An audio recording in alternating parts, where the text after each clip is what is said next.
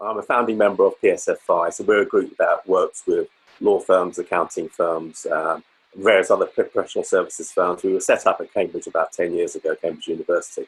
But prior to that, a lot of my work, as Richard has said, was spent working with entrepreneurs, first as an auditor and as an accountant, and then later on developing the strategy for both at EY and then subsequently at Mazar for the owner-managed marketplace, the entrepreneurial marketplace, developing business development tools as well. And whilst at EY, launching Entrepreneur of the Year in the UK and then globally. And Entrepreneur of the Year remains one of the most successful integrated marketing and business development initiatives the firm has.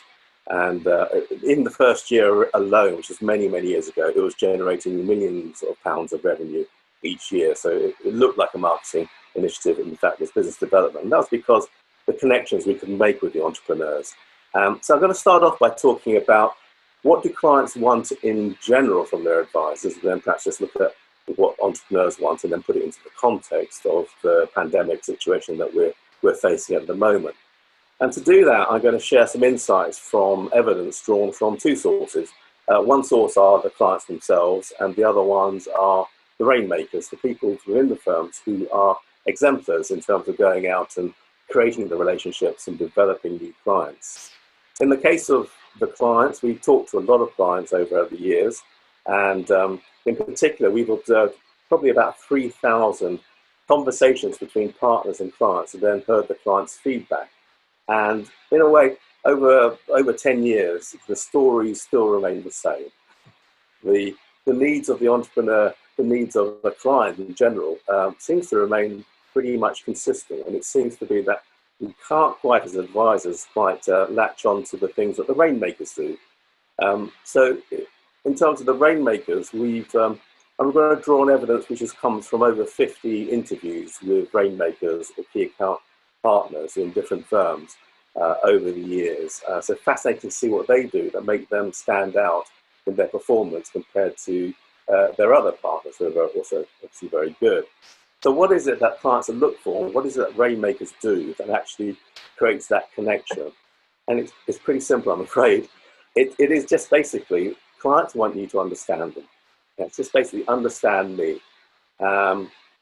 It's simple, but it's also quite challenging sometimes for advisors to get into that space, to actually understand them. Partly because as advisors, we build up our knowledge around the professional body of knowledge. We are experts. We tend to focus on that. We always like to have an answer to every question. Finding out about the client's business actually involves revealing yourself a bit more. It involves asking questions. It involves not knowing the answers to those questions that you've posed. So it can feel a bit exposed, but it's extremely rewarding, both for us as advisors and also for clients. But what do I mean by understanding me as a client?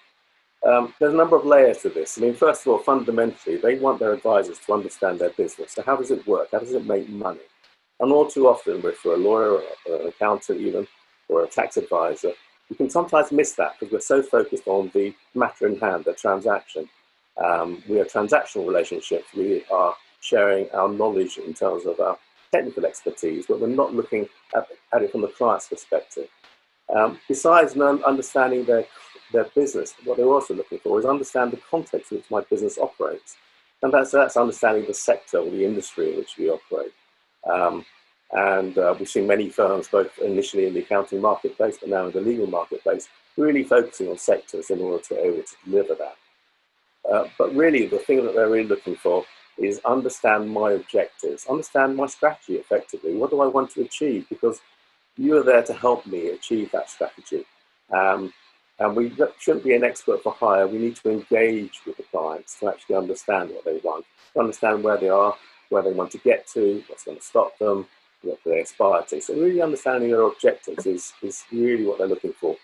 Some clients, in fact many clients, also want you as an advisor to understand them personally. Now that may just be the way that I work, a bit more by background, but often for many of them it's also understand my agenda. What do I want to achieve as an individual, as an executive, or as an owner manager in the business? So it's as simple as that. They want you to do all those things. That applies across all types of businesses, but in particular for mid-market businesses, for entrepreneurial businesses, they really, really do respond well if you get to understand and really show an interest in their business. We had one sales director when we were doing Entrepreneur of the Year. He said, I went out to one client and we had a list of questions that you need to ask just to get the information in order to assess the entrepreneur for the award program.